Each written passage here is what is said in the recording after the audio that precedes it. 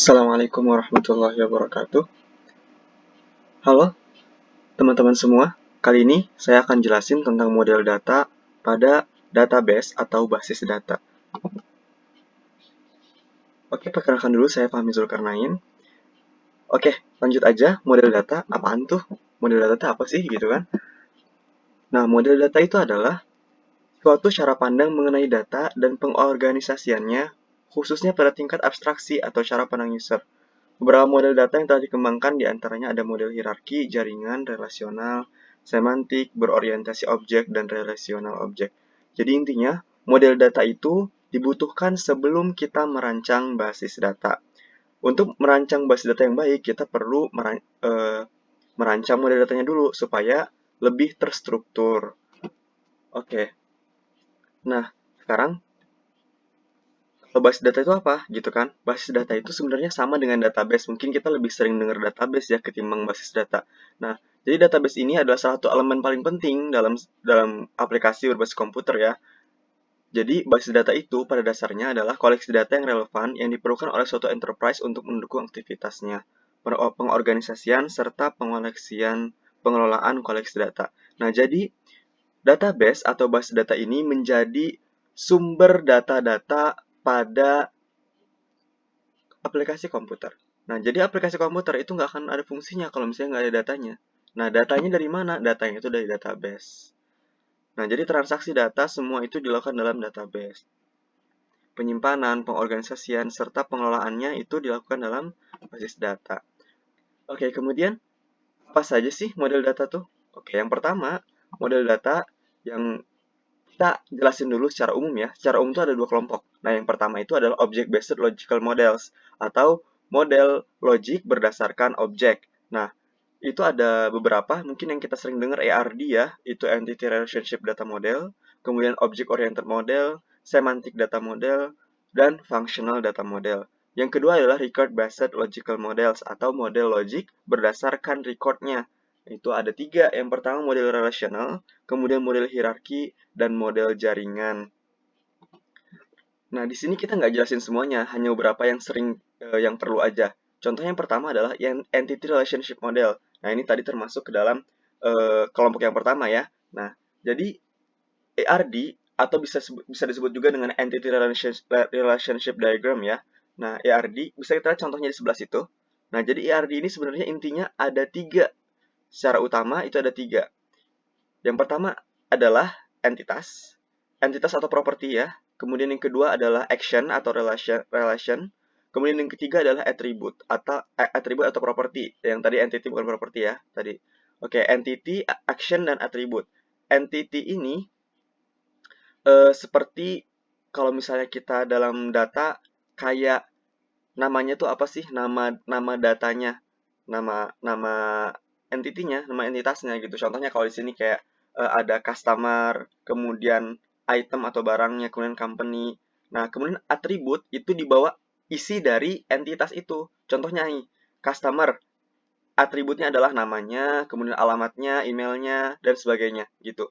Nah, jadi entitas memiliki atribut. Nah, antar entitas itu harus ada hubungan. Karena kalau nggak ada hubungan, nggak ada fungsinya dong datanya. Nah, makanya dalam hubungan itu disebut dengan relation atau action ya. Action atau relationnya itu disebut dengan relation ya. Nah, dilambangkan dengan belah ketupat. Oke, tadi entitas memiliki atribut. Entitas itu dilambangkan dengan kotak. Kemudian atribut itu dilambangkan dengan oval ya.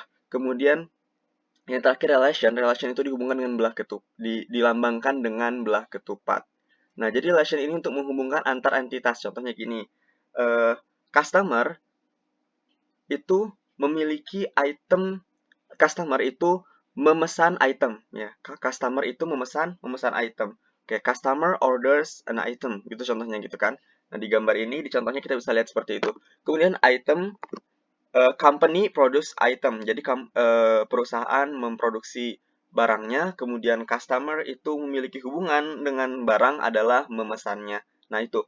Jadi itu entity relationship model seperti ini. Model data IRD ini akan membantu pada saat melakukan analisis dan perancangan database karena model data ini itu menunjukkan bermacam-macam data yang dibutuhkan sampai ke atribut-atributnya dibikin ya dalam model ini. Oke, kemudian apa aja simbol yang ada dalam IRD? Sebenarnya banyak ya, ada beberapa lagi, cuman secara garis besar IRD itu terdiri atas 3 komponen aja, seperti yang udah jelasin tadi. Yang pertama ada entitas, yang kedua atribut, dan relasi atau hubungan. Oke. Entitas itu yaitu kumpulan dari objek yang dapat diidentifikasikan secara unik.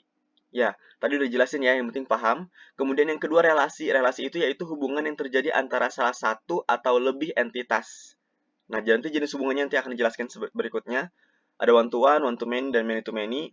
Oke. Kemudian yang ketiga adalah atribut. Atribut itu adalah karakteristik dari entitas atau relasi yang merupakan penjelasan detail tentang entitas. Jadi intinya atribut itu adalah penjelasan dari entitas, isinya entitas gitu ya.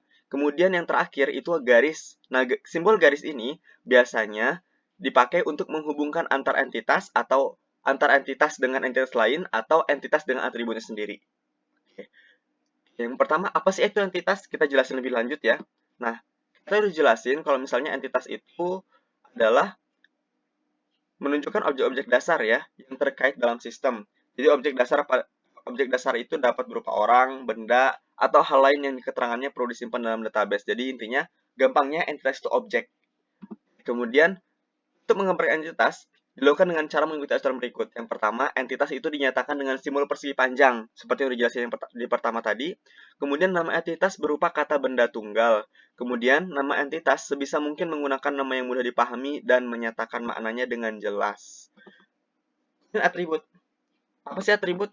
Sama tadi seperti yang kita jelasin, mungkin ini diulang-ulang aja supaya kita lebih paham ya. Atribut itu sering juga disebut sebagai properti. Jadi kalau misalnya ada orang yang nyebut properti sama atribut itu sama aja ya. Merupakan keterangan-keterangan yang terkait pada sebuah entitas yang perlu disimpan sebagai database. Atribut berfungsi sebagai penjelas sebuah entitas. Ya, jadi seperti tadi ya, intinya atribut itu penjelas sebuah entitas, isinya dari entitas, isi dari properti. Kemudian yang terakhir itu sebelum kita yang terakhir, kita jelaskan dulu aturan penggambaran atribut. Ya sama, atau atribut itu digambarkan dengan elips, kemudian dihubungkan dengan garis, kemudian juga atribut itu dihubungkan dengan entitas ya, entitas utama, entitasnya, kemudian dihubungkan kepada atributnya dengan garis, kemudian nama atribut ditulis dalam simbol elips, nama atribut berupa kata benda tunggal, dan intinya harus jelas dan padat, serta maknanya jelas ya, mudah dipahami. Kemudian yang ketiga itu relasi, yang terakhir. Relasi itu apa? Nah, seperti kita ulangi lagi.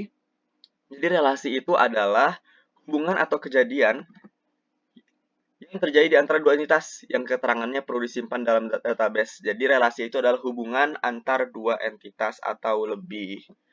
Kemudian selanjutnya aturan penggambaran relasi ya sama aja kayak tadi sebelum-sebelumnya. Yang pertama kita harus simpan dalam belah ketupat. Kemudian dinyatakan dengan simbol belah ketupat. Kemudian menghubungkan dua entitas atau lebih ya. Kemudian nama relasi menggunakan kata kerja aktif diawali awalan me ya. Kemudian sama seperti tadi harus menggunakan nama mudah dipahami dan jelas. Kemudian varian relasi. Nah, di relasi itu punya variannya. Yang pertama ada relasi binary, relasi unary, dan relasi n-ary. Relasi binary itu jadi antara dua himpunan entitas yang berbeda. Jadi simple ya. Jadi ada dua entitas dihubungkan dengan satu relasi. Nah, relasi n-ary itu adalah relasi yang menghubungkan satu entitas yang sama. Contohnya di situ, dosen mendampingi dosen lagi. Nah, jadi dia satu entitas yang sama, tapi ada relasi di antara entitas itu. Nah, kemudian relasi n-ary. Relasi n-ary itu adalah relasi dari tiga entitas atau lebih. Nah, contohnya gini. Dosen mengampu mata kuliah juga mengampu ruang gitu, contohnya seperti itu. Nah, jadi relasi n-ary ini merupakan relasi yang memiliki tiga entitas atau lebih.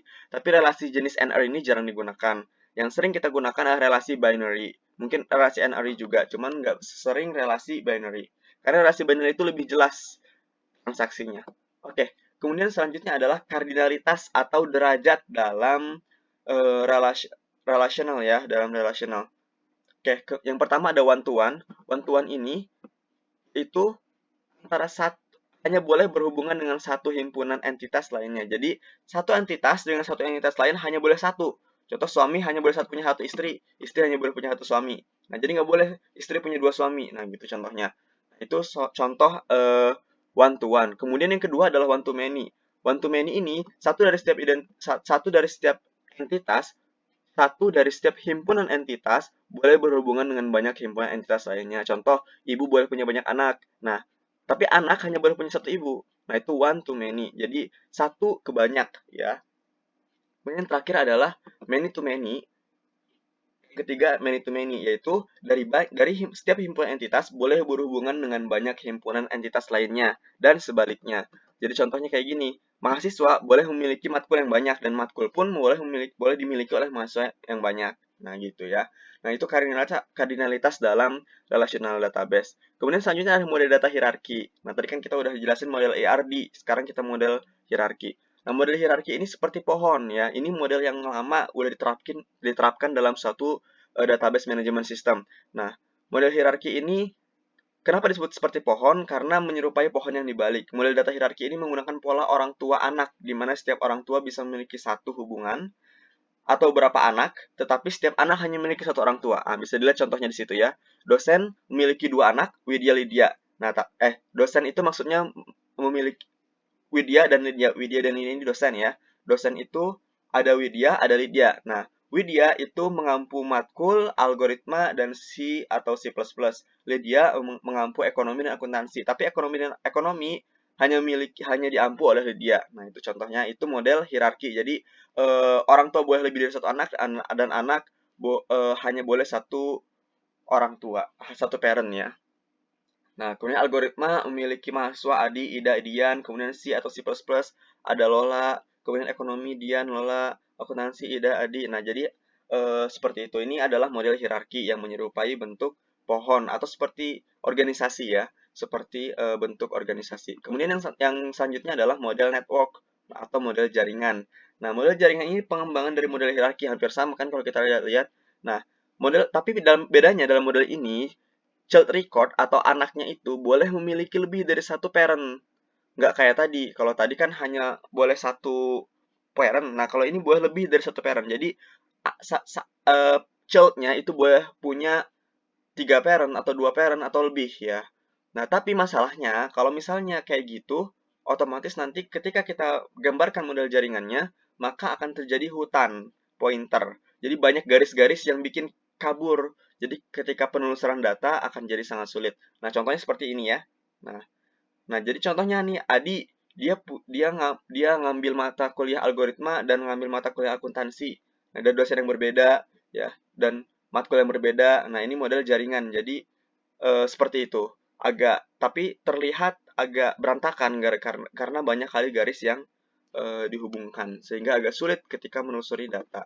Oke, kemudian yang terakhir itu ada model relational. Nah, model relational ini menggunakan tabel dua dimensi yang terdiri atas baris dan kolom untuk memberi gambaran sebuah berkas data atau sebuah entitasnya ya. Nah, untuk menggambarkan sebuah berkas data, tabel ini model relasional menggunakan tabel yang terdiri atas baris dan kolom. Nah, model ini adalah model yang sering kita gunakan sekarang di dalam DBMS yang sekarang ya. Oke, prinsip model data relasional adalah satu tabel mewakili satu entitas. Setiap record adalah baris. Nah, jadi tadi ya, dalam satu berkas file itu digambarkan dalam tabel dua dimensi. Kemudian setiap setiap tabel itu mewakili satu entitas dan setiap record adalah baris. Nah, jadi barisnya itu adalah record.